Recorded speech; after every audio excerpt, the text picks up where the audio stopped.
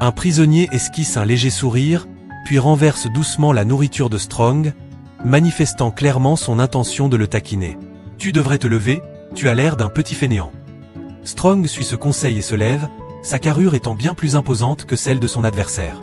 Il essaie d'argumenter avec raison, espérant convaincre par la douceur, ce qui fait sourire Petit Gian. Il y a un œuf d'or de valeur inestimable, mais Strong, l'agent d'Interpol, déclare que c'est une contrefaçon. Il contourne la barrière, soulève une canette de cola et la verse sur l'œuf. Une scène incroyable se produit. L'œuf d'or fond sous leurs yeux, prouvant qu'il est en effet faux. Azen, la policière, réagit immédiatement et ordonne à ses hommes de fermer tout le musée, de sécuriser les lieux. À ce moment-là, quelqu'un dans la foule se met à courir, et Strong se lance à sa poursuite. Malheureusement, il est un peu trop lent. Petit Gian en profite pour se changer rapidement, enfiler une cravate et se mêler à la foule. Alors qu'il pense pouvoir s'éclipser, Azen le bloque.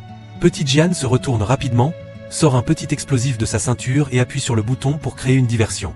Dans la fumée, il s'échappe, mais se heurte à Strong qui arrive à toute allure. Petit Gian utilise son agilité pour passer à travers des structures métalliques, mais il n'est pas assez rapide. Les gardes encerclent Petit Gian, qui ne compte pas rester les bras croisés.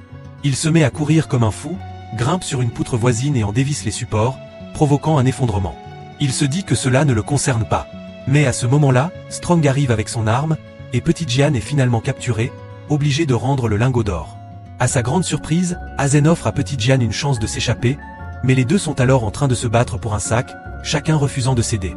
Petit Gian finit par sauter à travers un conduit et atterrit sur le auvent d'un magasin en bas. Le propriétaire, furieux, commence à l'engueuler. Pour se procurer un moyen de transport, Petit Gian donne sa cravate à un passant totalement désorienté et s'enfuit avec une petite batterie.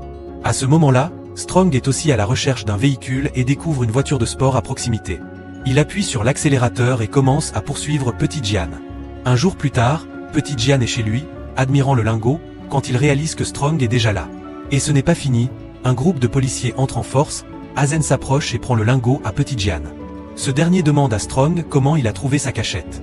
Strong lui explique qu'une personne nommée Anne l'a dénoncé. Petit Gian est arrêté, tandis que Strong doit maintenant garder le lingot. Mais l'histoire ne s'arrête pas là. En vacances, Strong se retrouve confronté à Azen, qui ouvre son sac et jette le lingot au sol. C'est une contrefaçon. En plus, elle l'entoure avec ses agents, suspectant Strong d'avoir volé le lingot. Une dénonciation a été faite contre lui, et on a découvert des sommes d'argent suspectes sur son compte. Peu importe les explications de Strong, il finit par être arrêté. Il se retrouve en prison, injustement accusé, et découvre avec surprise que son colocataire n'est autre que Petit Gian. À ce moment, ils comprennent tous les deux qu'ils ont été piégés.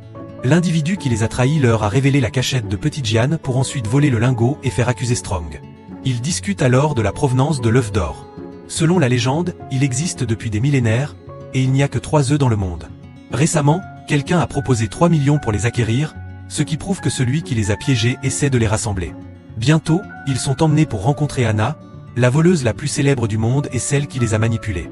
Elle raconte qu'elle a échangé le lingot le jour de l'arrestation de Petit Gian et qu'elle est aussi celle qui l'a dénoncé. Elle a joué avec eux pendant 12 ans. Maintenant, elle a un seul objectif, découvrir l'emplacement du 3e œuf, que seul Petit Gian connaît.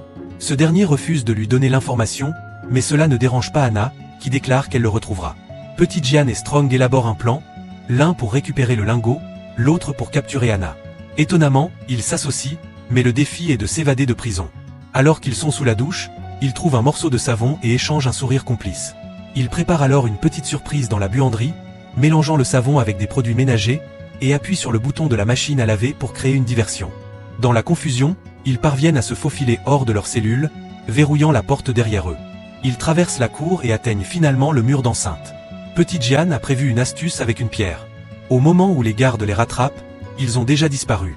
Le directeur, perplexe, ordonne de bloquer toutes les sorties, ignorant que les 2 fugitifs sont juste en dehors des murs. Strong se penche et croise un jeune soldat distrait.